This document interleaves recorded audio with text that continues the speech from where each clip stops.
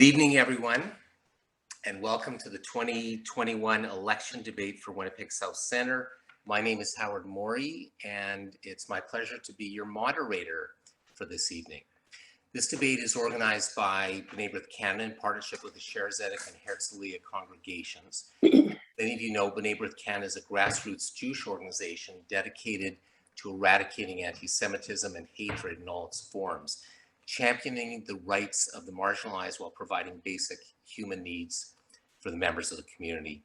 And we are so pleased to welcome our candidates. We've got Jim Carr for the Liberal Party. Welcome, Jim. We've got Joyce Bateman for the Conservative Party. Welcome, Joyce. And we've got Julia Riddell for the NDP. Welcome, Julia. Now, unfortunately, the candidate for the Green Party, Douglas Hammerlin, withdrew from tonight's debate because we didn't include a pre-planned question that he wanted to be asked. But I will say that the audience will be free to ask any questions you'd like of the candidates. Our format for this evening is as follows. Each candidate will make an opening statement of 2 minutes each. This will be followed by 4 questions that have been prepared by B'nai Brith, and these questions have been shared with our candidates in advance. Each candidate will then have 2 minutes to answer the question and then have an additional 30 seconds for a reply or a rebuttal. I will show the candidates a sign like this, which is supposed to say, if you can see that, 15 seconds. Just try to put this in front of the screen there. Before your time is up, and another one saying 5 seconds. Okay, it's being handed to me here. 5 seconds. When you have 5 seconds left, and when your time is up, in order to be fair to everyone, I thought should we have a hook maybe to pull people off? But I trust you so much that we may just have to mute you if you go on too long afterwards. But we would ask everyone to respect the time limits that we've been given. Now, members of the audience, once the 4 pre-planned questions have been answered, there will be an opportunity for you to ask your questions to the candidate. We're going to ask you to submit your questions to the chat room during the debate. Our team will choose 4 or 5 questions that are most often asked, and these are the questions we'll present to the candidate. So we won't get a chance to ask all the questions, but we're going to try and get in let's call it the questions that are most on your mind. Each candidate will then have 2 minutes to answer the audience questions, and just like with the pre-planned questions, they'll get 30 seconds for a rebuttal or a reply. At the end of the debate, each candidate will be given another opportunity to make a closing statement of 2 minutes each, and with that, we will conclude our debate. And members of the audience, you can submit your questions on the chat beginning now. The 4 questions, I'll just let you know that we're asking in advance, are of interest to all Canadians, but I think it's fair to say that they hold a particular interest to Jewish Canadians. I will say that, during COVID, because we're doing this from home, you never know what's going to happen. We do have a 12-week puppy here, and she may start crying. So if you do hear crying and whimpering, it is not coming from our candidates. It's not coming from me. It's coming from little Macy. But my wife, Hope, has said that she will try to control her. Now, candidates, let us begin. We'll start with the opening statements by each candidate, and again, having 2 minutes for opening statements. And the starting order, which was chosen randomly for the opening statements, is as follows: Jim Carr, Joyce Bateman, Julia Riddell. Jim, can we start with you? Thank you, Howard, and good evening, everybody. I'd like to start by thanking B'nai Brith for your immediate and powerful response to the emergency Afghan refugee relief campaign in support of the men, women, and children escaping the humanitarian crisis in Afghanistan. The memory of Jewish refugees sailing in the MS St. Louis denied entry into Canada on June the 7th, 1939, remains alive in the memory of our community today. And it's an evocative reminder that we must be the first voices to advocate for refugees whose experience fleeing terror and violence we understand too well as a community. Our traditional values of justice, good deeds, and charity compel us to act, providing safe harbor to those seeking the security of our borders. In 2015, the Winnipeg Jewish community demonstrated these values by helping Yazidi refugee families find a home and begin a new life in Canada. The Yazidi community have been victims of unrelenting hostility and terror, and bring poignant and harrowing stories of fear and loss that will resonate with the Jewish experience. I am here in Canada because of anti-Semitism. My grandparents escaped the pogroms of the Tsar in 1906, and they were welcomed with open arms in Canada. But not all was sweetness and light. No, I experienced anti-Semitism myself. In grade 9, as a 15-year-old, I entered the wrong arena and was beaten up because I was Jewish. This is an experience that has stayed with me for my entire life. Thank you, Jim. Joyce?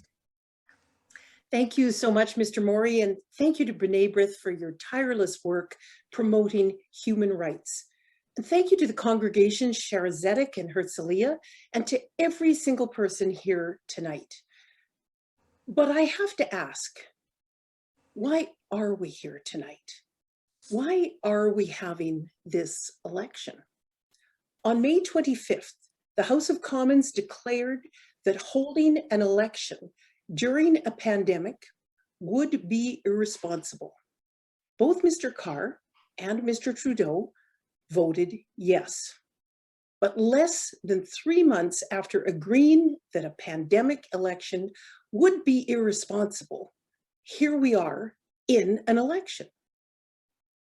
Now, I don't think anybody in this audience truly believes this pandemic is fully over. We have a Liberal government that was planning an election instead of acting to secure the health of Canadians as the fourth wave hits. A Liberal government planning an election instead of an evacuation in Afghanistan, planning an election instead of calling people out for acts of anti-Semitism, acts of sexual harassment, not only in our armed forces, but in their own MPs' offices. This shows a Liberal government with a focus on power, not people.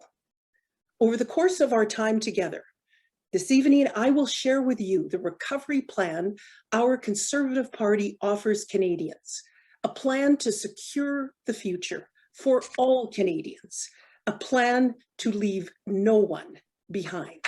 Thank you so much. Thank you, Joyce. Julia? Hi, everyone. My name is Dr. Julia Riddell. I'm the NDP candidate for Winnipeg South Centre. I'm an assistant professor in the Max Brady College of Medicine, and I'm also a practicing clinical psychologist who's been providing mental health care during the pandemic. Prior to the pandemic, people in our community and across Canada did not have access to the mental health care they needed. We have a piecemeal system that provides affordable care to some with long wait times. The pandemic put even more stress on the system, and I saw firsthand the need for free mental health care for everyone. That's why I'm certain that the NDP's platform to provide universal pharmacare and mental health care is the best way to improve health for all. As someone who works directly with patients and does research in this area, I have the skills to map out what a universal mental health program would actually look like on the ground. People I've spoken with when I'm out on the doorsteps are very concerned about the cost of living in Canada, which is why the NDP is proposing a 20% foreign buyers tax on the purchase of residential property to make housing more affordable for Canadians. As someone who does research in partnership with Indigenous communities, I've been really glad to hear that the people I'm speaking with really want genuine truth-telling and reconciliation with Indigenous nations. The NDP has fully committed to implementing the Truth and Reconciliation Commission's 94 calls to action and the UN Declaration on the Rights of Indigenous People. If the pandemic has taught me anything, it's that we can confront any challenge, when we have to, when we choose to, and when we work together.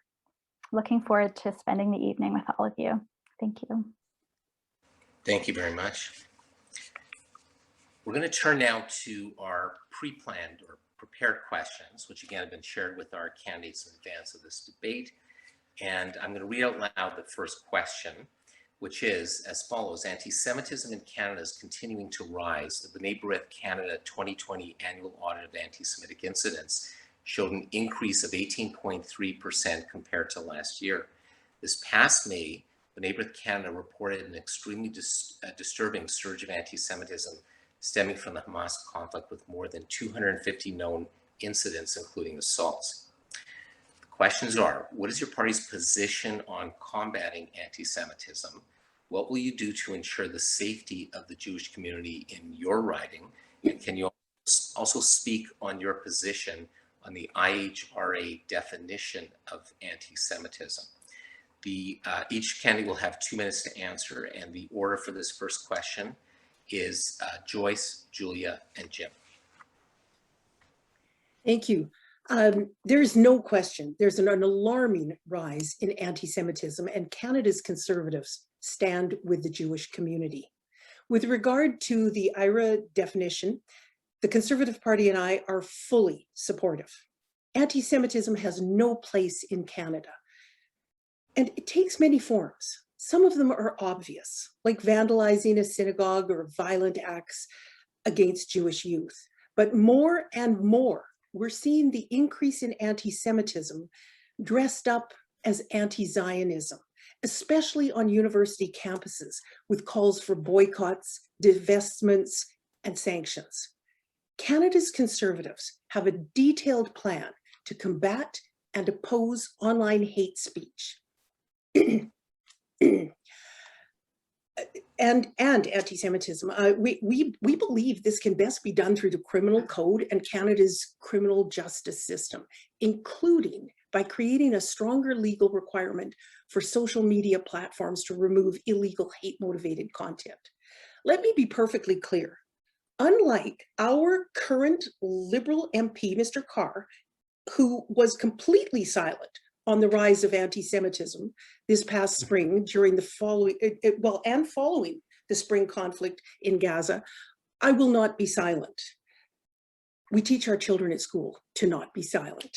To protect the local Jewish community, the previous Conservative government, of which I was very proud to be a part, launched the Security Infrastructure Program to provide assistance to communities that have a history of being victimized. An O'Toole government will double the funding for security infrastructure programs, simplify the application process, and allow funding to be used for a broader list of expenses. These are concrete actions to achieve real results. We've had enough talk for 6 years. We will walk the walk with you. Canada's Conservatives will always stand up and speak out against anti-Semitism. Thank you. Thank you very much, Joyce. Julia?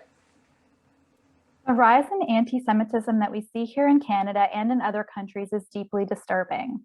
We should all be united in condemning this hatred and taking meaningful steps to ensure that we put a stop to it.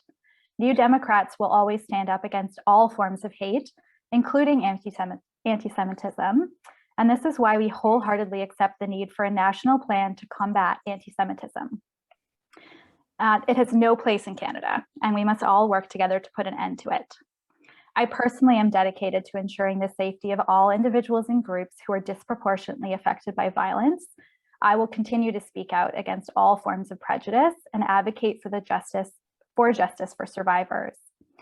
I will also continue advocating for education that teaches about different cultures, faiths, genders, sexual orientations, and ensure that from an early age, children learn how diverse these groups are instead of learning harmful stereotypes. As Joyce mentioned, anti-Semitism, anti-Black racism, Islamophobia, and other forms of hate are too often allowed to flourish on the internet. And a new Democratic government has promised to convene a national working group to counter online hate and protect public safety, as well as ensuring that social media platforms are legally responsible for the removal of hateful and extremist content before it can do harm. We believe that the government of Canada must have a clear definition of anti-Semitism so that we can better gauge, report, and work towards ending it. The NDP platform has concerns with the IHRA definition and its associated examples because it could undermine those who wish to speak out in favor of the human rights of Palestinians. To rid the world of political, economic, and social oppression is an intersectional affair that includes everyone who's oppressed. My views are firmly echoed in those of Rennie Echo Lodge in that liberation for some is liberation for none. Thank you very much, Julia. Jim? Just today, there was an incident of anti-Semitism in Toronto. The B'nai Brith has told us again that these incidents now are out of control, and anti-Semitism is the most virulent form of hate crimes in Canada. And this is not only of concern to the Jewish community, this is a concern to all Canadians. As the Prime Minister has said consistently, and as he said in a day-long symposium on anti-Semitism that was hosted this summer, Ms. Bateman, you're hearing silence. That's because you're not listening. I have spoken out against all forms of racism and anti-Semitism using all platforms. And to try to divide our community on the basis of how virulently people speak out against anti-Semitism is just the kind of hyper-partisanship that Canadians don't want. We want to act together as a community, as a society, in fighting all kinds of racism and hate crimes. And as a Jew, I'm particularly sensitive to the anti-Semitism that we see now, and grateful to organizations such as the B'nai Brith and others who call it out whenever they see it. This is not a time to divide communities. Ms. Bateman, this is a time to unite communities around the values of tolerance and fairness as we look at the examples as recently as this afternoon, and we speak with one voice. We do not seek to divide. Thank you. Thank you, Jim. Now, each candidate will have 30 seconds to respond or rebut the other candidates in the same order in which they spoke, beginning with Joyce. Thank you. Actions speak louder than words. Michael Levitt, a respected leader in the Jewish community of Toronto, had to leave the Liberal caucus in order to continue his fight against anti-Semitism. The Liberals say they support IRA and then embrace Jenica Atwin into their caucus. Talking the talk, not walking it. Only 11 days before that warm Liberal welcome, she announced that Israel was an apartheid state. And now the Liberal, Ms. Atwin, says she stands by her comments. Thank you.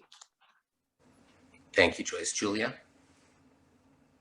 Just very touched by what Jim shared about some of the experiences that he's had and some of the incidences that we've heard about today. I think it takes a lot of bravery to speak out. My grandparents survived the Nazi occupation of Poland, and I'm just feeling like we still have so much work to do since that time. So thanks to everyone for all of the work that you're doing to combat this type of hatred. Okay, and Jim? Unfortunately, more misinformation from Ms. Bateman.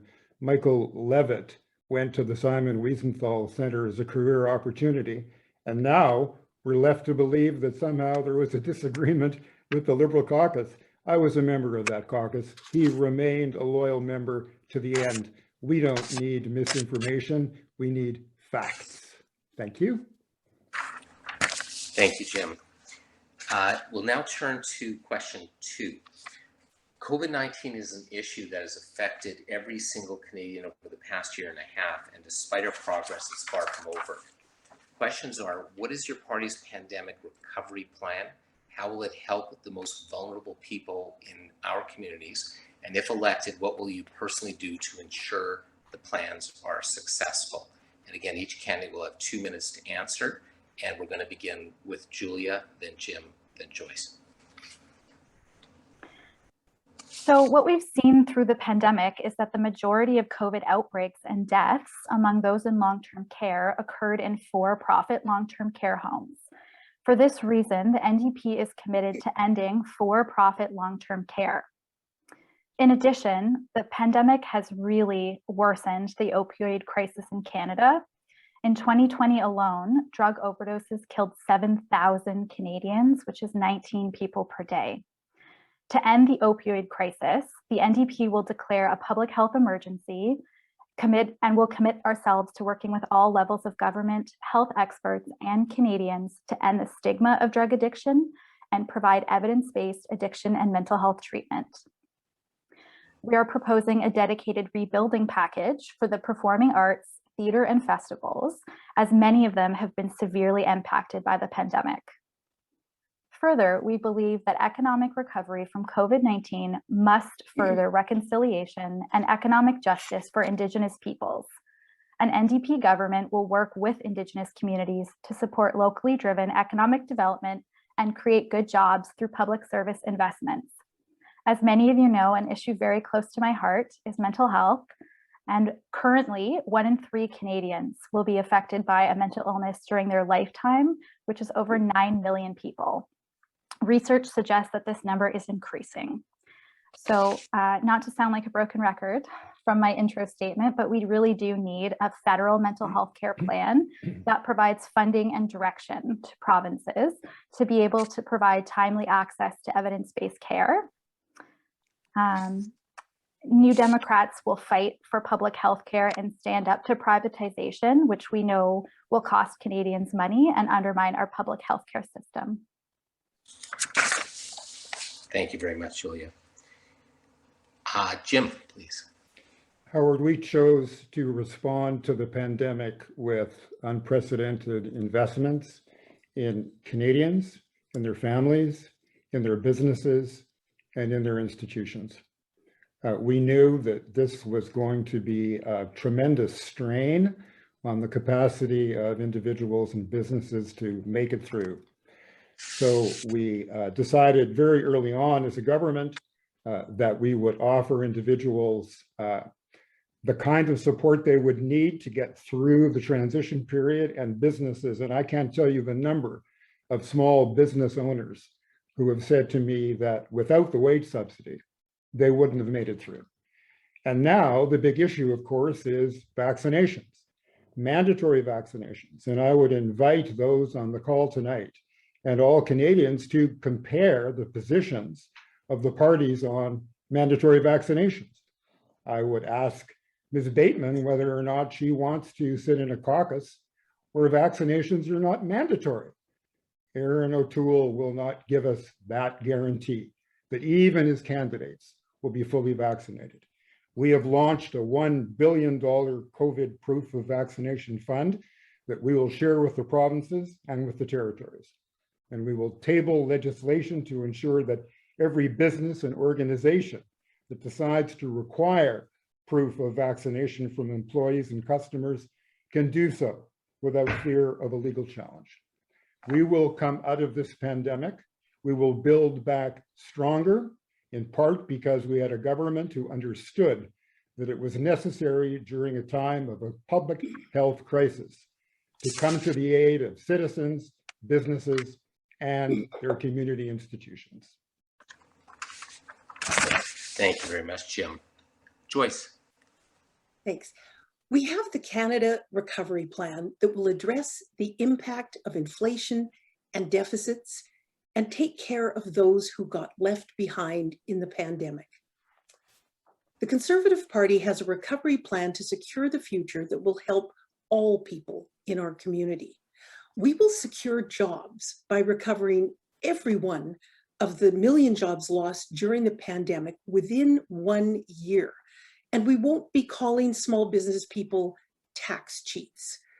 We will be partnering with them. We will secure accountability by enacting a new anti-corruption law to clean up the mess in Ottawa. There are simply too many accounts of Liberal insiders doing extremely well at your expense. We will secure mental health through our Canada Mental Health Action Plan. And Dr. Riddell, thank you so much for your comments.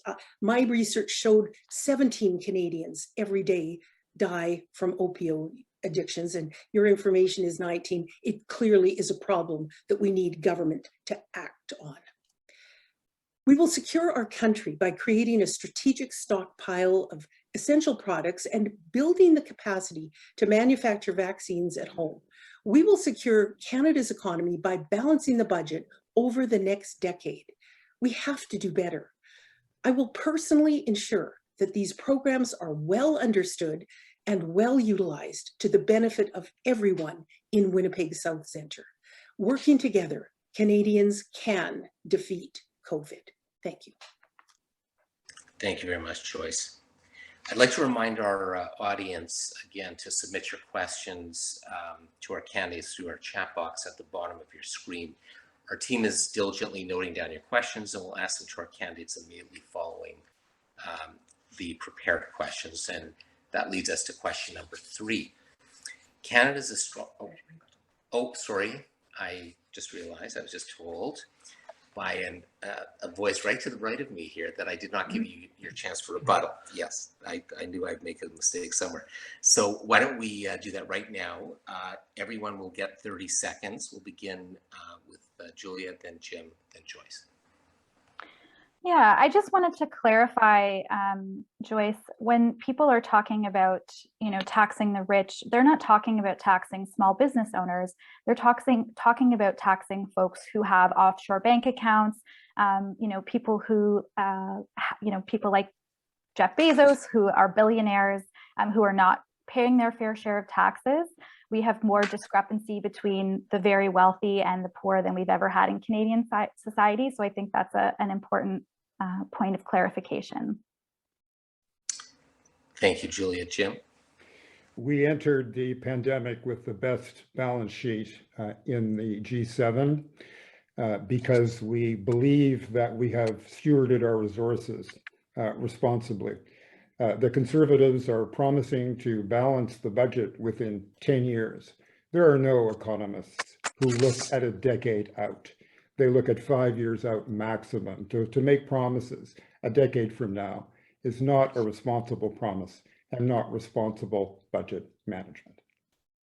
Thank you, Jim. Joyce? I just want to thank Dr. Riddell for the clarification. And I wasn't talking about the NDP. I was talking about the Liberals, who very famously called all small business people tax cheats in 2017. Look, Canadians don't even know why this election has been called. The Liberal platform is a retread of old ideas that were promised in previous elections, not delivered on. Justin Trudeau called this election for his benefit, not for yours. We've got decisions to make. Thank you. Thank you, Joyce. Well, I've already reminded the audience to ask their questions at the bottom of the screen. So let's turn to question 3. Canada is a strong voice at the United Nations for tolerance and peace. However, a strong anti-Israel bias permeates the United Nations and its agencies. Often this anti-Israel bias morphs into blatant anti-Semitism. Last month, a report found that dozens of teachers at United Nations Relief and Work Agency, known as UNRWA, schools condone violence and spread anti-Semitism online. Another report showed UNRWA textbooks denying Israel's existence and glorifying terror. What steps will you take to ensure that no Canadian taxpayer dollars go towards United Nations programs or agencies like UNRWA that demonize Israel and Jews? And this time, 2 minutes each. We're going to begin with Jim, then Joyce, and then Julia. I was, Howard, deeply concerned when this information was presented to the Government of Canada, as were my colleagues, that Palestinian refugee children experiencing the stress of pandemic-related school closures were exposed to information in violation of the United Nations value of neutrality, human rights, and non-discrimination was taken very seriously. And the Minister of International Development, Karina Gould, has been unequivocal in her condemnation of these findings and stated so immediately. She did not hesitate to instruct Canadian officials to investigate the situation to determine how it had happened and to ensure it was never repeated. Karina Gould made it clear that Canadian officials would provide oversight, monitoring, and take corrective action going forward. While a full investigation took place, funding from Canada was withheld until the government was satisfied the correct actions had been taken. This is very important. Canada, of course, doesn't want to have any association with any relief agency that promotes hatred, racism, or anti-Semitism, and there can be no exceptions. Thank you, Jim. Joyce? Well, Canada's Conservatives stand with Israel. Israel is the only democracy in the Middle East, and Israel is our ally. Under an O'Toole government, Canada will once again fight efforts to demonize Israel at the United Nations, efforts that often cross the line into anti-Semitism. Unlike the Liberals, who have shamefully abstained from votes, or even on 2 occasions voted against Israel at the UN for their own self-interest, we will adopt a principled foreign policy which supports Israel as the modern democratic society it is. Canada's Conservatives will prioritize Canadian interests and values at the United Nations, not pander to the priorities of dictators and despots. We will take action to stop the UN Human Rights Commission from unjustly and constantly singling out Israel for criticism. UNRWA's repeated violations of its neutrality are of grave concern. It is for that reason that the previous Conservative government stopped all funding to UNRWA. Unfortunately, the current Liberal government instantly resumed funding, and despite repeated violations, as noted in your question and as noted in Mr. Carr's answer, they continue to fund the agency. How many minutes did they go without funding? It has shabby and shaky governance. It should be a concern to all Canadians. A Conservative government will mandate an audit of all positions in multilateral institutions, clearly assessing the national interest of Canada.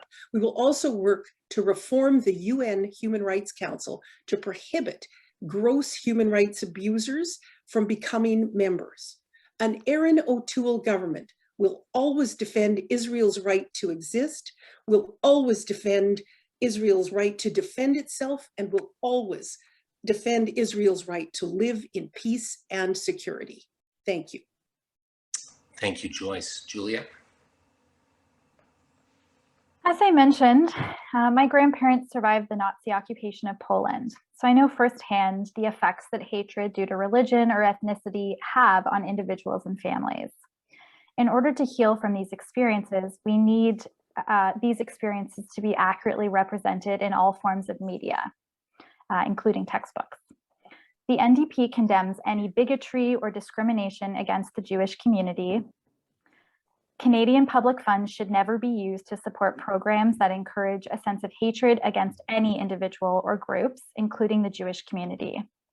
While I was at McMaster University, I completed a research project in examining the stereotypical and inaccurate information contained in some of our elementary school textbooks that we use to teach about colonization across the provinces here in Canada.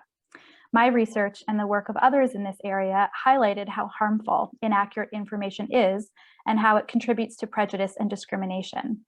If I was sent to Ottawa to represent our riding, I will continue to be a voice that stands up against hate and advocates for textbooks to contain accurate information about all individuals and groups. Thank you very much, Julia.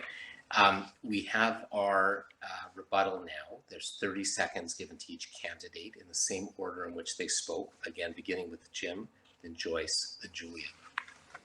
We all agree, and I think most Canadians would agree, that we should not support any organization that, as a part of its mandate or the part of its modus operandi, choose to vilify any group of people. This is unacceptable, and this is not the way we define ourselves as Canadians. We have been very effective in calling out racism and discrimination wherever we find it. And I'm very proud to be part of a community, the Jewish community, And as we started this debate a half an hour ago with the example of how we are opening up our doors to Afghan refugees, because that's who we are as Canadians, as we call out discrimination wherever we find it and however it's manifest. Thank you, Jim. Joyce? I'll give Well, I everyone believe- 10 seconds. I'm sorry, Howard. No, I'm going to give everyone an extra 10 seconds because I was momentarily looking at something. And so you have 40 seconds. Oh, thank you. Howard, Israel is an oasis of democracy in a desert of dictatorships. Those dictatorships have no respect for human rights, and our liberal government voted against democracy and Israel in their own self-interest. This unprincipled act was done to support Mr. Trudeau's failed attempt to obtain a UN Security Council seat. Our Liberal government chose to align Canada with despots and dictators in callous self-interest. It doesn't matter how fancy the words are, Canada under the Liberals has voted against Israel twice. Thank you. Thank you, Joyce. Julia, again, 40 seconds. Thank you. I've been really heartened to hear how strongly the other candidates, as well as I'm trying not to be too distracted by the comments in the chat, but this issue sounds to be just so important to so many people in our community. This, as I mentioned, the pandemic has really shown me that when there is a political will and when we do stand together, there is so much that we can do as a community and as a country. And so, if I was elected as your MP, I definitely believe that there is a lot that we could do to continue working on this important issue together. Thank you, Julia. We're moving to question 4 of the last of the prepared questions. As the world's leading state sponsor of terrorism, Iran has supplied arms personnel, training, and finances to various proxies in the Middle East and throughout the world. Much of its operations are conducted through the Islamic Revolutionary Guard Corps, the IRGC, which was also responsible for downing the Ukrainian passenger jet, resulting in many Canadian lives lost. The Islamic Republic of Iran has provoked and exacerbated conflicts that have resulted in mass civilian casualties, displacement, and destruction of infrastructure. The questions are, what is your party's view on Canada-Iran relations? And secondly, do you accept that the entirety of the Islamic Revolutionary Guard Corps should be designated a terrorist entity as called for in the motion adopted by the House of Commons? Each candidate will have 2 minutes to answer in the following order: Joyce, Julia, Jim. Well, Iran is a destabilizing influence in the world. The shooting down of PSW 752 was a deliberate act of terrorism and resulted in the deaths of many, including many Canadians. The Iranian regime has supported Bashar al-Assad's regime in Syria, Hezbollah in Lebanon, the Houthi rebellion in Yemen, and Hamas in Gaza, creating the world's worst conflict-driven humanitarian disasters. Despite this, Justin Trudeau has failed to hold the Iranian regime accountable.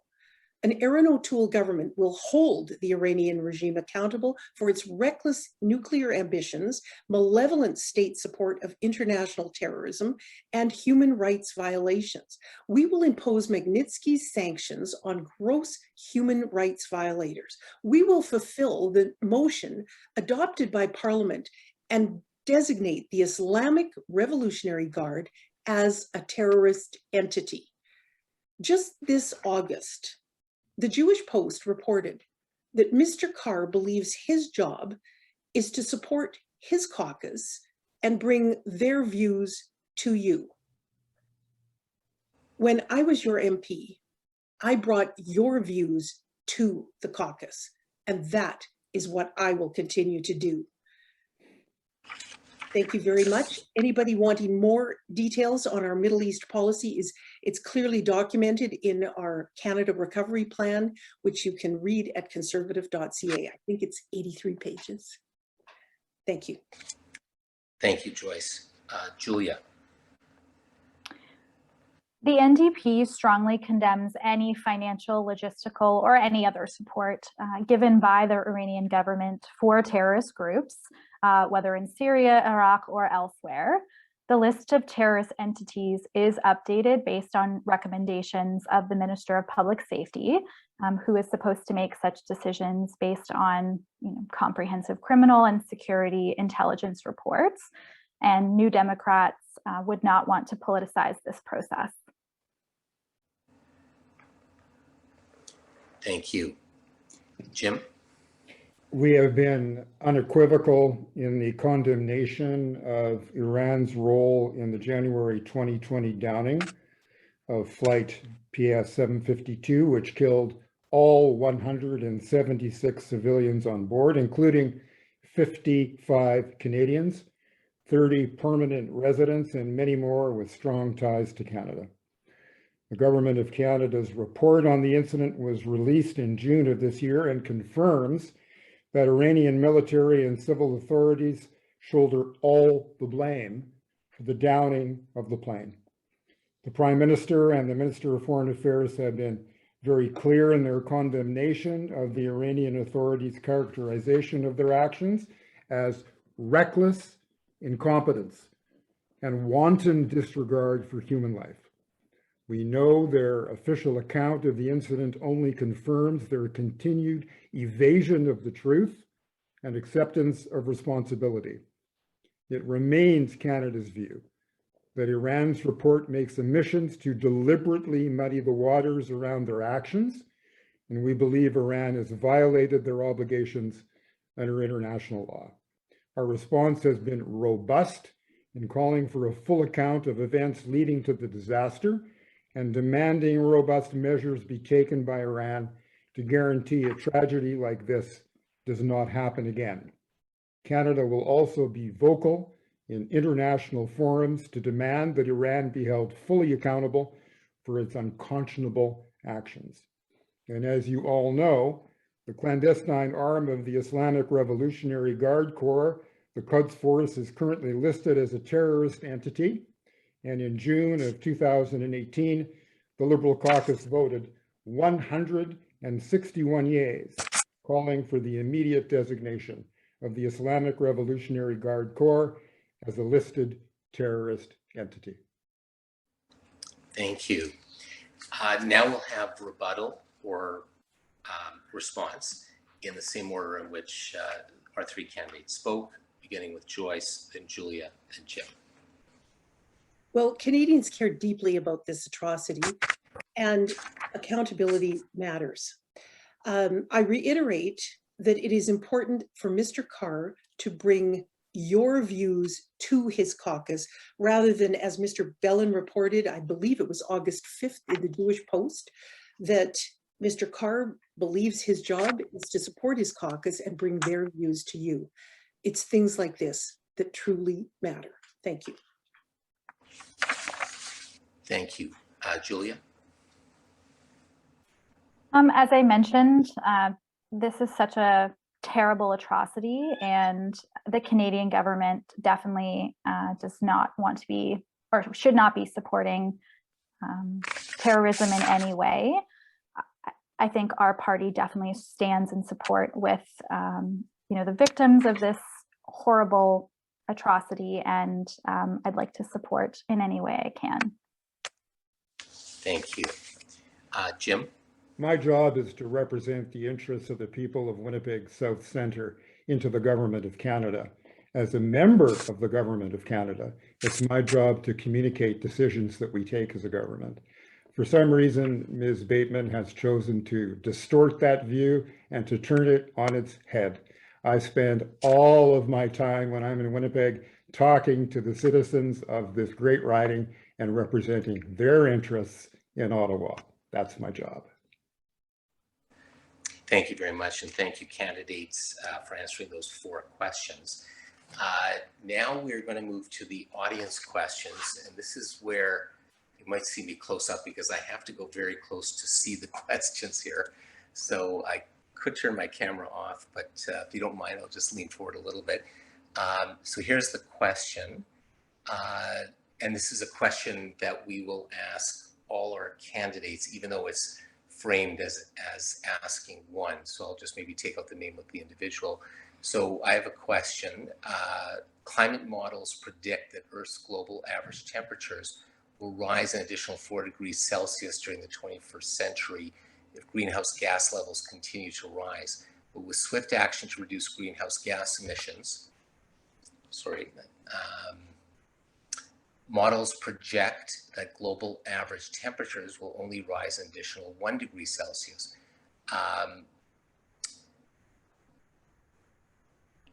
How are we going to prevent desertification, rising sea levels, extreme weather events, and food insecurity without ambitious targets to reduce greenhouse gas emissions?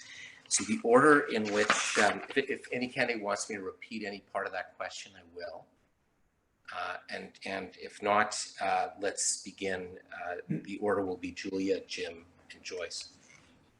This is a really incredible question. Thank you so much to the person who asked it. I feel deeply that climate change is the main issue facing humanity. I think this is more than a partisan issue. The NDP takes this issue quite seriously, and that's why in our platform, we have promised to cut greenhouse gas emissions by 50% by 2030. We've also committed to protecting 30% of the land and oceans by 2030. I think that kind of ambitious targets for protecting fresh water, as well as reducing greenhouse gas emissions, that's the kind of targets that we need to see in order to prevent rising sea levels, to prevent the kinds of temperature increases that are predicted should we not be controlling greenhouse gases at that level.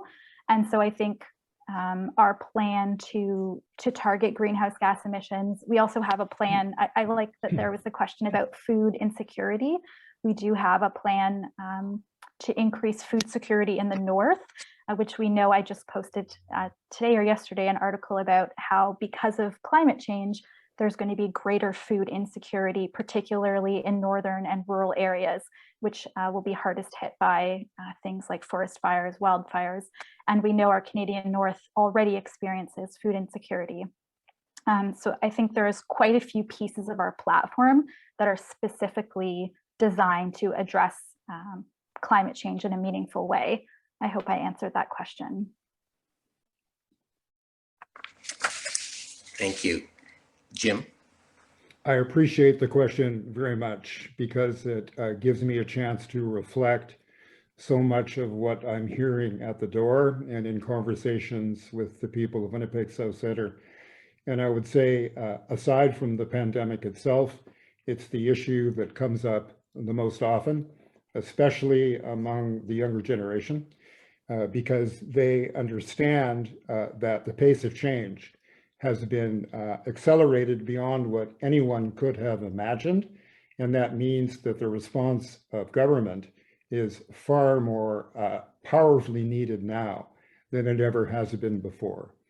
And if you look at what the Conservative Party and Aaron O'Toole is saying, he wants to go back to the Harper numbers that were announced many years ago, not to go forward, but to go backward. Canadians know that there is no appetite to go back to targets that were announced by the Harper administration years ago. Rather, we have to become part of the international community's understanding that the reduction of greenhouse gas emissions urgently is a priority not only for Canada, but for the entire international community.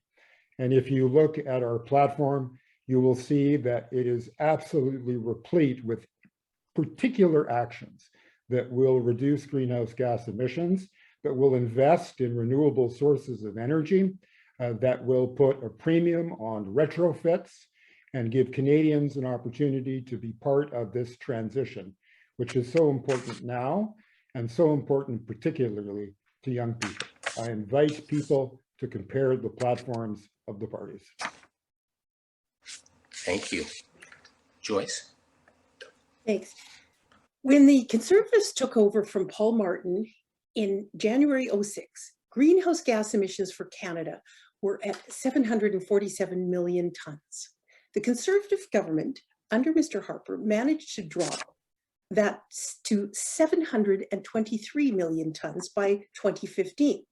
Under this Liberal government, emissions have increased to 730 million tons. So even with all those trips and photo ops in Paris for Mr. Trudeau, not to mention higher taxes for every Canadian, the Liberals have overseen an increase in greenhouse gas emissions and failed to meet our Paris targets. By the way, Mr. Carr, you have to know that Mr. Trudeau took Mr. Harper's Paris targets and made them his own. So unless you want to disparage your leader, that's the reality.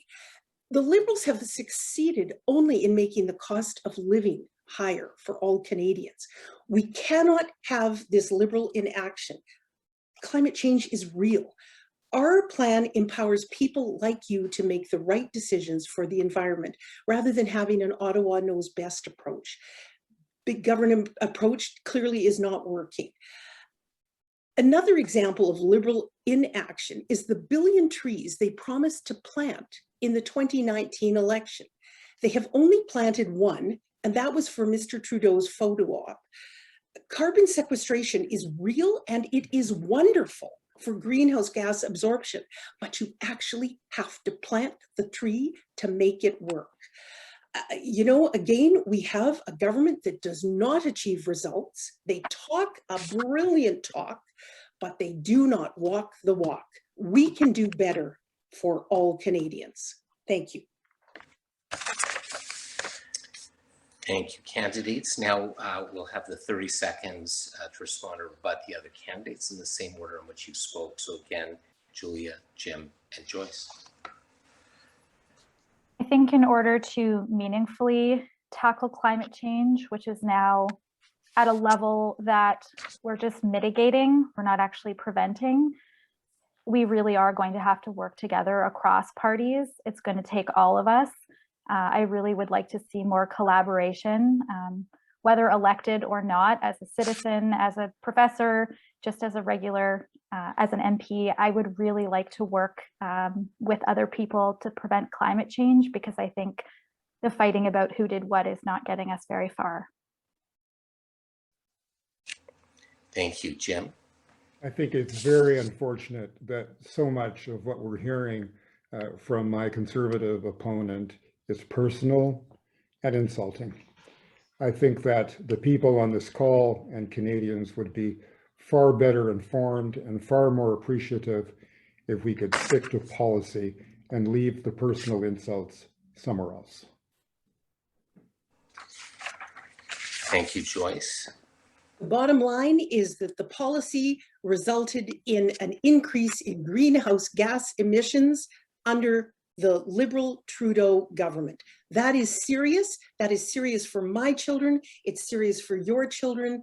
And it's something we have to take action on. We can't just keep talking a lovely chatter about environment. It is real. It matters. I invite you to look at the Conservative plan, Mr. Carr. Thank you. And all of you. Thank you. We're going to our next audience question. Which again, excuse me for leaning in a little bit here. The one thing that I have noticed that is missing from everyone's platform is what is your party prepared to do for senior citizens? I'm not referring to those poor individuals who are unfortunate enough to be in residences. I'm assuming referring to COVID. I'm referring to the rest of the seniors who seem to be always overlooked in campaigns. And the order of answers we'd like to have here, 2 minutes each, will be Jim, Joyce, and Julia. I don't think that we can set aside any issue that directly impacts seniors. This happens too often, but we also neglect the fact that the seniors are part of our community and care as much about childcare, about climate change, about Indigenous reconciliation, about the affordability of housing as anybody else because so many seniors have children and grandchildren who are affected by these policies. We think that pension reform is very much on the table. We have enhanced the benefits of seniors who are 75 and over. We're looking at other ways to make matters more affordable because we realize that many seniors are on fixed incomes and they are not able to keep up with the cost of living in all of its dimensions. We also learned through the pandemic, unfortunately and seriously, that care for elders was not something that the country had taken seriously enough. We are now understanding the consequences of that, and our government, our party, is committed to greater investments, to enhancing the workplace in these homes for the elderly people, to work with the provinces to learn the lessons that have been taught through the pandemic. I don't think that there is any responsibility of government that ought to be more important or more sacred even than understanding the contributions that have been made by those who came before, the lessons we have learned, and to ensure that we apply those lessons in the next chapter that we will write. Thank you, Jim. Joyce? Well, I agree with Mr. Carr on this one. People that I'm knocking on their doors, they tell me that groceries have increased. The cost of everything, the cost of living has increased, and they are very concerned. Inflation has now hit nearly 4%. It was 3.7 last month, 3.5 the previous. So if you're a senior on a fixed income, that is a 4% cut in income that you just had. Now, even if your union negotiated a 1% increase, which isn't out of line with some, you got a 3% pay cut. We have a prime minister who told us he doesn't care about monetary policy. And I think it's time for a prime minister who does, because monetary policy affects us all.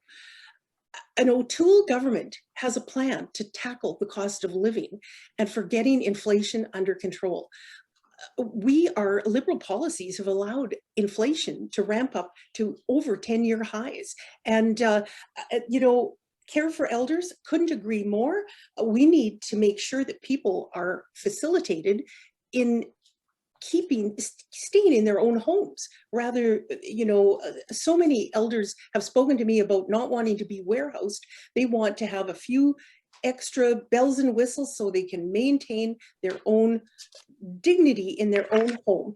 On housing, this Liberal government is making it hard for our children to buy a house. But my goodness, seniors who have worked every day of their lives are reaching the point where they want to sell their home and use it for the benefit of their retirement. It is our solemn promise that we will not be taxing home proceeds. They will remain tax-free. Liberals have spent millions figuring out how to tax it, and since 2016 have been tracking your home sales on their income tax returns. We have a better plan. Thank you. Thank you, Joyce. Julia? Thank you so much for this question. This is something that I also hear very much, when providing mental health care. There are so many seniors that I work with who it really contributes to their anxiety and their worries about the future, about how they're going to afford basic necessities. The NDP has a plan to meet important healthcare needs that currently cost Canadians a lot of money. Most seniors that I speak with don't have access to medications. They have to pay quite a lot for their medications, and many seniors do require, sometimes more than one medication. And so a universal dental care plan would provide quite a high level of support to many seniors and make life more affordable to them.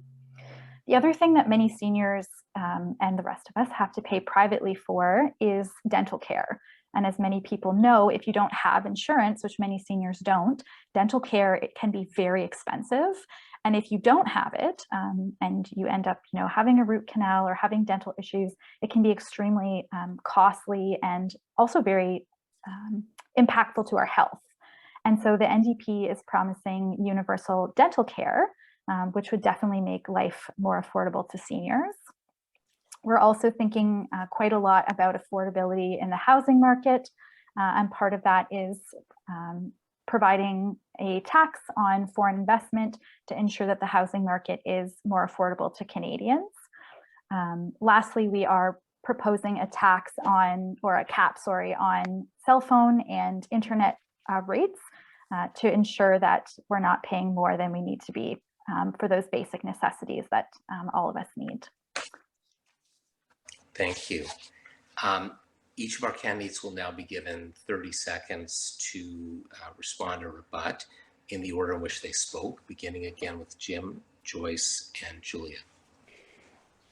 Now that I have grandchildren, these questions mean a lot more to me than they may have before my grandchildren came. And what it underlines for me is also how vibrant so many of our seniors are, and what it means to be 65, 70, and 75 is far from what it did a generation ago. I think we also have to value the energy and the contribution of our seniors to our community and our society. We don't do a good enough job. Thank you, Jim. Joyce? Hear, hear. And I just want to add, we have doubled the home accessibility tax credit. Currently, per dwelling, you can spend $10,000 as a senior to make your home more accommodating to being an elder. Now it's $10,000 per person, and we also have a medical expense tax credit to make home care fully deductible and help seniors in that way. It truly matters that we support our elders. Thank you. Thank you, Joyce. Julia?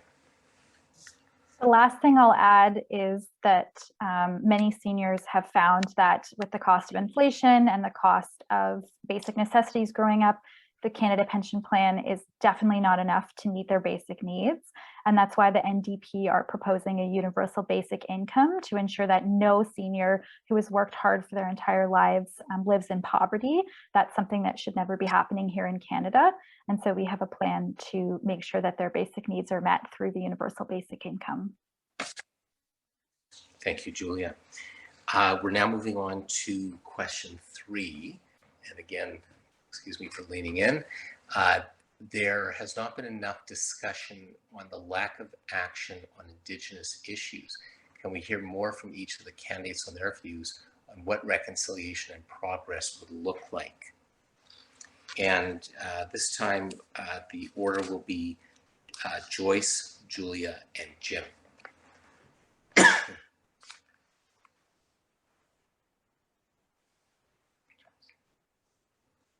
I really appreciate that question. The Conservative Party supports treaty rights and the process of reconciliation with Indigenous peoples. As part of that very sincere effort, it was our Conservative government who commissioned the Truth and Reconciliation Commission, and it arrived just before the 2015 election.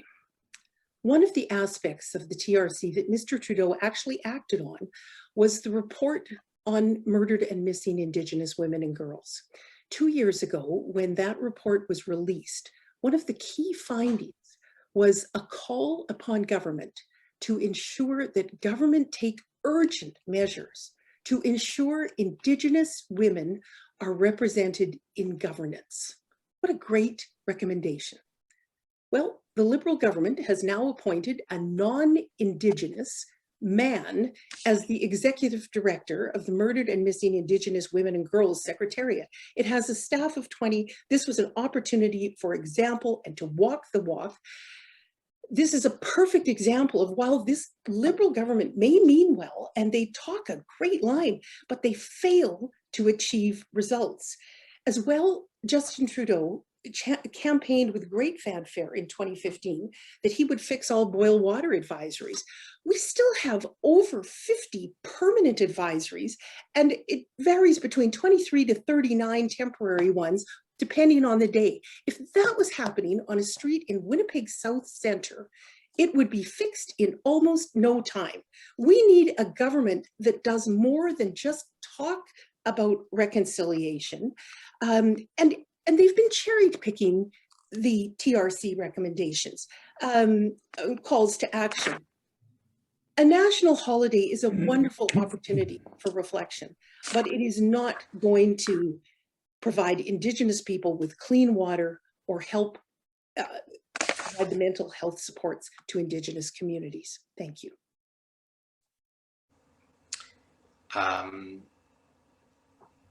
Julia. I really appreciate this question. This one is particularly close to my heart because of the work that I do in community. I think this is a longer answer than we have 2 minutes for, but I'll try to be brief. We do have 94 calls to action, and many of them have not been implemented. I think we need to start there. I also think that we need to, before we can actually have meaningful reconciliation, we need to have truth telling. And we are still in our elementary schools, in our media, we are still not telling the full truth about what has happened here in Canada. I think in order to have reconciliation, we need to sometimes be uncomfortable as settlers, and we need to be willing to work really hard to make sure that every person here in Canada does have access to basic necessities and feel safe in order to confront racism. The NDP platform was recently costed, and we have proposed billions of dollars towards Indigenous truth and reconciliation. And I think that that's a really important first step, but it's going to also take more than money. It's going to take people with really open hearts, and it's going to take people doing hard work. It's also going to take a focus of really bright people working in partnership with Indigenous communities. They have a lot of skills and a lot of knowledge. And when I go into community, I'm a listener and a learner, and I can offer some of the things I know, but actually I end up learning a lot. And I think the only way forward is us really working together. And so I'd love to be a part of, or continue being a part of, that change. Thank you. Jim? We've come a long way, but we have a very long way to come further down the road to reconciliation. And it can only be done in partnership with the communities themselves. And we know that in Manitoba, for example, 13 out of the 15 boiled water advisories have been solved.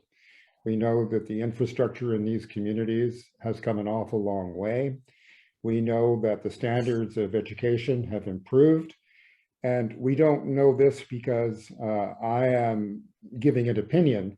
We know this because there are so many Indigenous leaders who have said that the Trudeau government has done more for Indigenous peoples than any government in the history of the country, but there is so much more to do.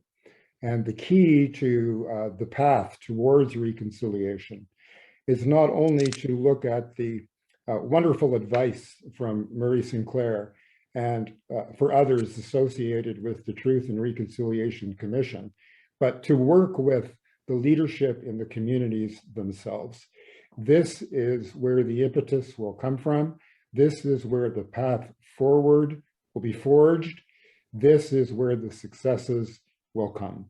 And I think that our government has shown, not through fancy words, not through rhetoric, but through investment and effective investment, and to co-develop policy with Indigenous leadership that will show us the way forward, to show us a way forward in the spirit of that kind of partnership and reconciliation. We've done a lot. We have so much more to do. Thank you, Jim. Each candidate now has 30 seconds to respond or rebut on the question dealing with Indigenous relations and policy, and in particular reconciliation.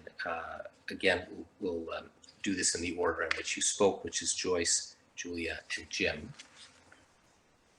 Well, I think it's very important for us to realize how important this is for the well-being, not just of an Indigenous community, but of Canada writ large. Murray Sinclair delivered his report in 2015.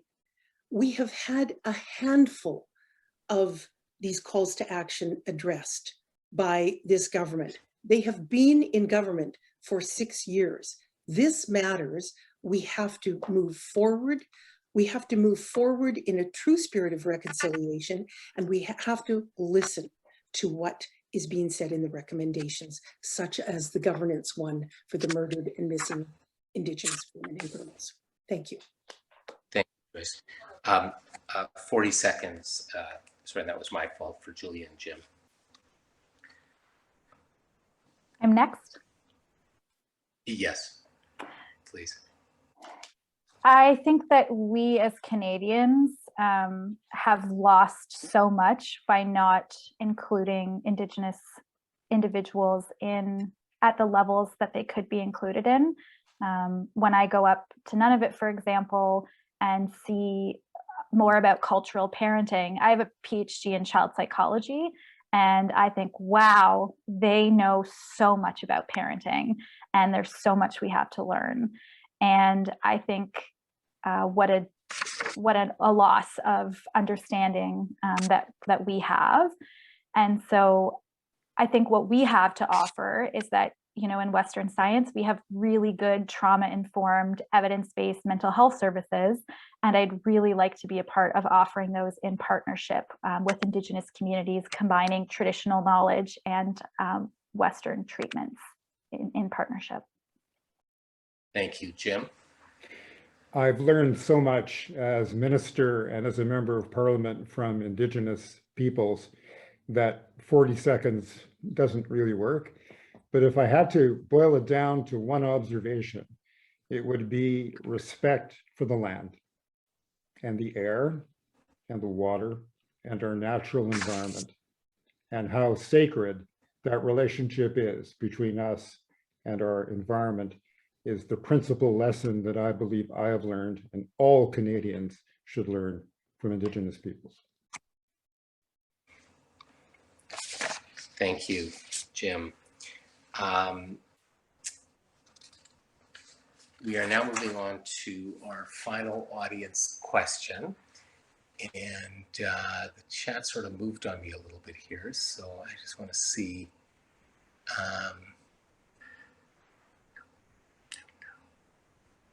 Sorry if you bear with me for a moment.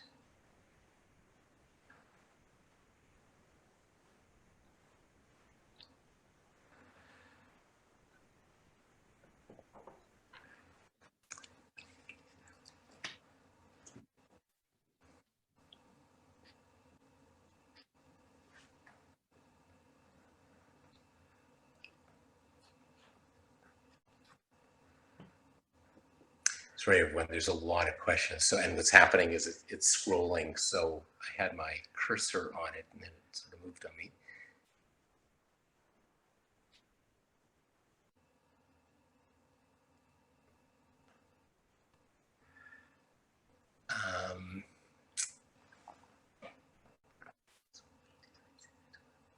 Okay, maybe if I could just ask the team to resend that question so it appears as the last question. We can do that. That might be faster than asking me to find that again.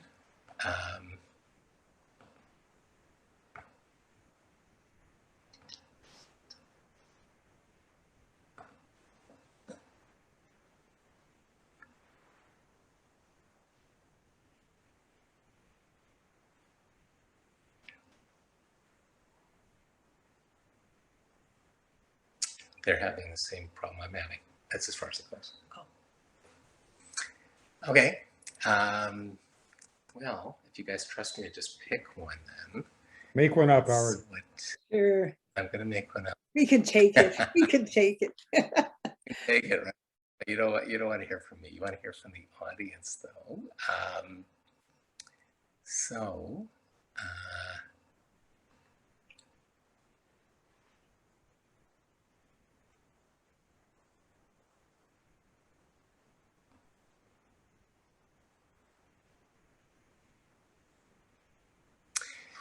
You know what, since we went through a question with seniors, there's a question here dealing with the younger generation, which is, this comment is for all the candidates.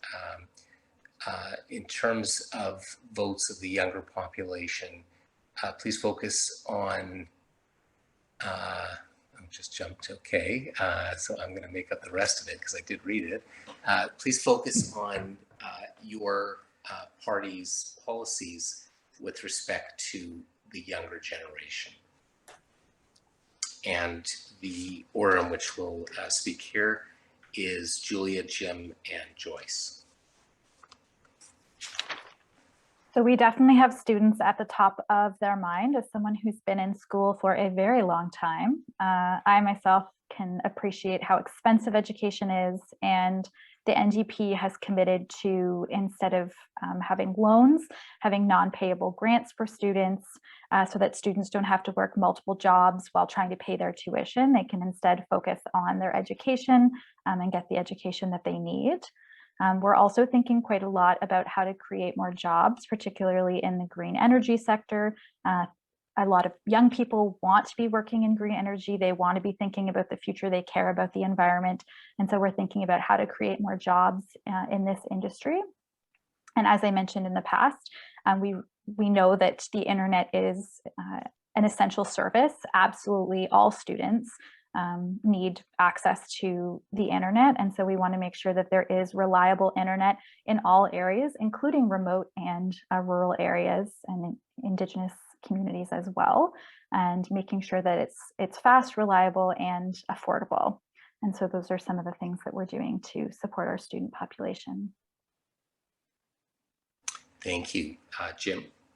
We know that the debt load is very tough to handle for so many students. That's why we have a series of measures, including no interest on these loans and a much easier way of paying it back. People have to be employed and earn a certain amount of money before they begin to pay back their student loans. But it's not just a question of debt. It's a question of employment opportunity and training and reskilling. And our platform has all kinds of important and specific ideas about working with the private sector, working with the provinces, working with apprenticeship programs, so that young people can aspire to take the job that they have been dreaming of taking. The world is different now than it was 30, 40, 50 years ago, when you could probably get a job with a bank or with a company or with an employer and stay in that job for 20, 30, 40, or 50 years even. That is not what the norm is these days. Therefore, the kind of reskilling and retraining that you need to adapt to changes in the workforce is absolutely essential. But the issue that is at top of mind for so many of the young people with whom I've had the pleasure of chatting over the last number of weeks is climate change. And they're looking at their own futures. They're looking at their own families. They're looking at a world that can sometimes be quite daunting. And those of us who have lived through even this past summer with blazing forest fires to our west, with temperatures that we could only imagine would be possible, this is the preoccupation with so many young people. That's why our platform has so many creative ideas to fight climate change. Thank you. Joyce? Thanks. Well, our young people, anybody who's a parent, it's all about your children, always. And the debt load that our children carry is not confined to their university costs. We are packing them full of debt that they are going to have to carry the burden of for many, many, many decades to come. We have a plan to address that and alleviate that stress. Just the other day, the Bank of Canada was very clear. It is not a question of if, it is a question of when interest rates are going up.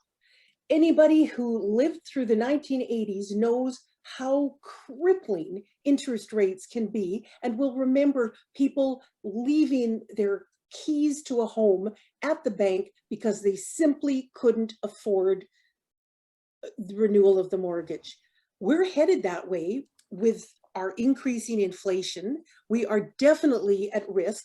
And while we're speaking of housing, our children, our educated, capable, wonderful children, are not necessarily going to ever be able to afford a house. I mean, we want them to have what we had when we were young. The housing problem is one of supply, not demand. We have a Liberal government that is throwing buckets of money on the demand side. All they're going to do is raise the cost of housing and price more and more of our children out of that market. Conservatives know this is a problem, and we have a very clear plan to build 1 million homes. We're going to provide more Canadians with a path to home ownership with better mortgage capacity, and we're also going to ban foreign investors from buying homes unless they come to live in Canada. Thank you very much. Thank you. And we're going to give our candidates an opportunity to rebut or respond, 30 seconds each, in the same order again. Julia, Jim, and Joyce. I'll add that today the average student with debt owes over $28,000 at the end of an undergraduate degree, and then even more for individuals who go on to graduate degrees, which is a very large amount of money, particularly for anyone who is hoping to buy a home. So the NDP party is committed to ending debt, forgiving up to $20,000 in student debt, which will help wipe out about 20% of all student debt and helping about 300,000 borrowers save money, which I think would make a huge difference for students. Thank you, Julia. We'll give an extra 10 seconds to Jim and then Joyce. Student debt is a huge and growing problem. All the parties have announced in their platforms policies that will help reduce and relieve that debt, but it's about jobs. And it's about the availability of good jobs. And in order to be impactful, we have to be able to anticipate the changes in the job market due to technology, due to the pressures of climate change, so that the students who are graduating now have a much better understanding of the skills that they'll need, and to have a government that will partner with them to give them the chance to acquire those skills. Thank you, Jim. Joyce? And I agree with Mr. Carr again. Student debt is a serious factor. So is the debt our country is placing on every baby's shoulders. Job creation is our #1 category in our recovery plan. We know how important it is to create jobs for all people, but especially for young people. And that is an intrinsic part of our plan. We also, what our children have been through, the mental health piece is crucial, because sitting alone in a room going to university is not what all of them signed up for. So we're being respectful of that as well. Thank you so much. Thank you, Joyce. I have to say how impressed I am that all the candidates have been able to answer complex questions, some of which you prepared for, some of which you didn't, and all within the time limits we've given you. So kudos to all our candidates. And that brings us, in fact, we're right on time, to the closing statements by our candidates. We're going to ask each of our candidates to make their closing statements, 2 minutes per statement. And they've been selected, the order in which they're going to speak has been selected at random. And it came up Julia Riddell, Jim Carr, Joyce Bateman.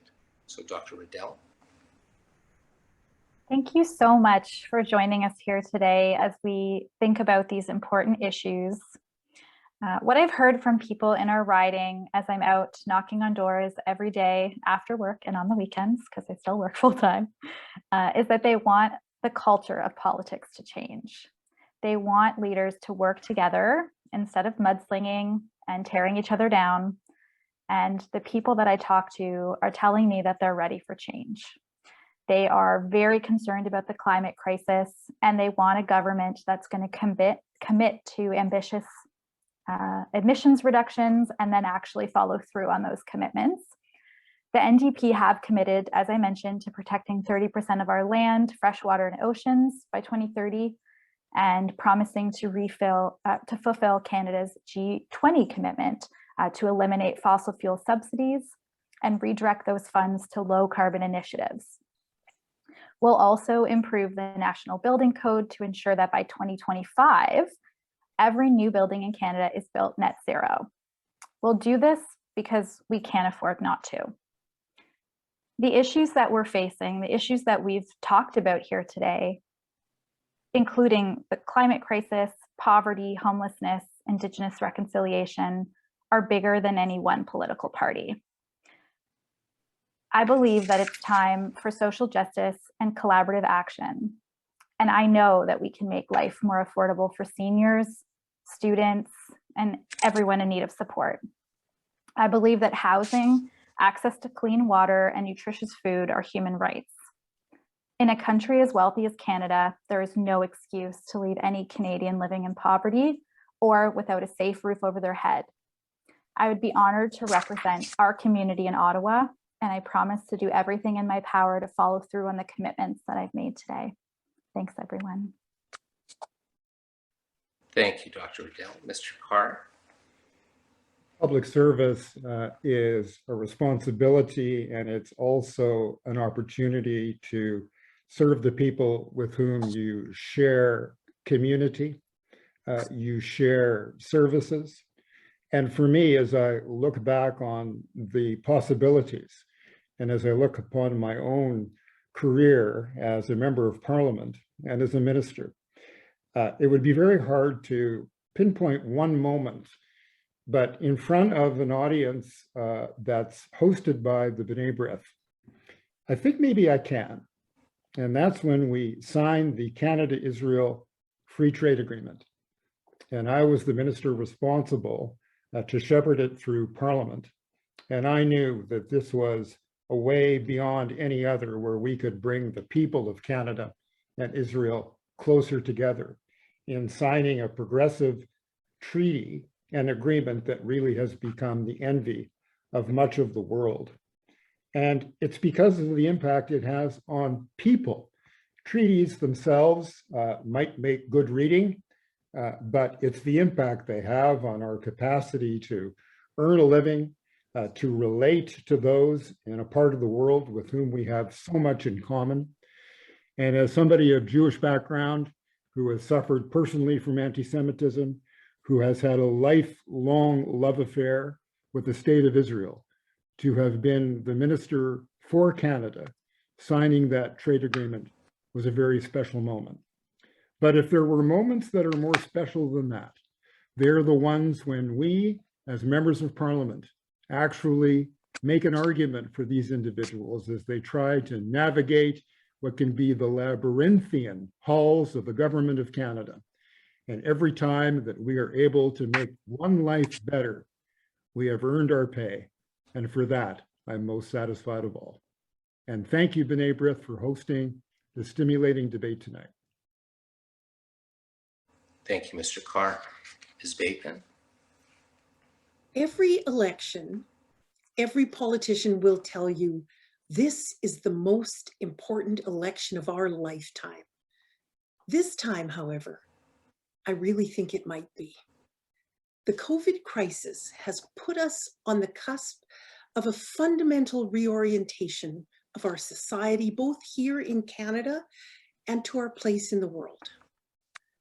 Justin Trudeau's Liberal government's track record does not give me confidence that he will get it right.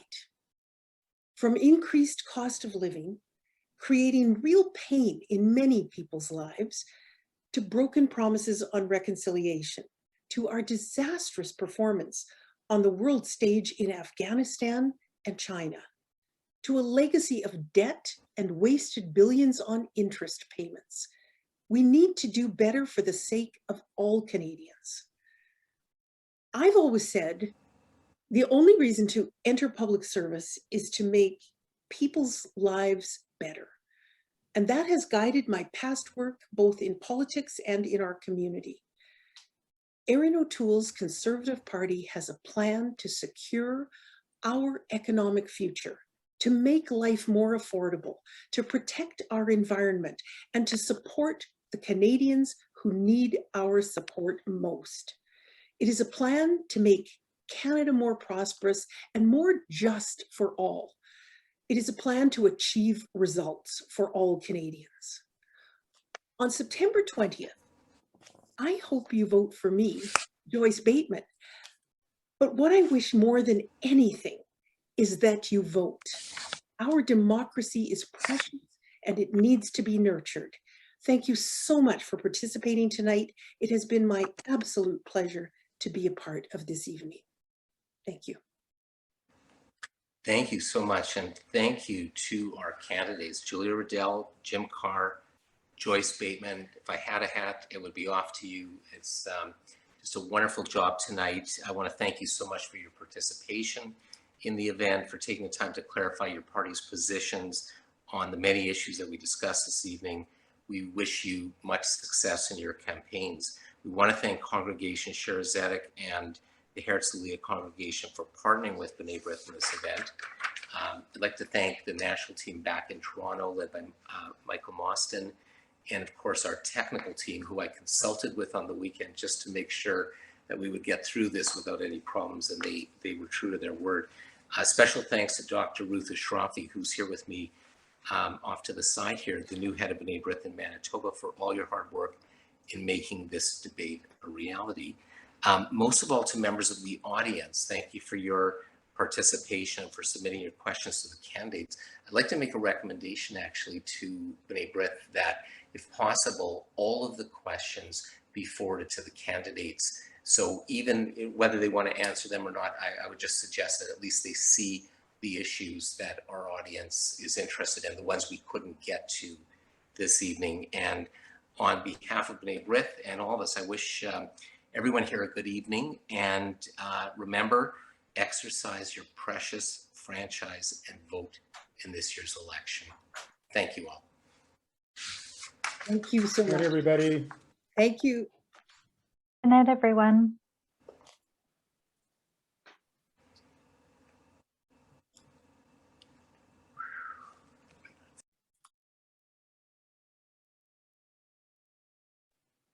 Thank you so much, Howard.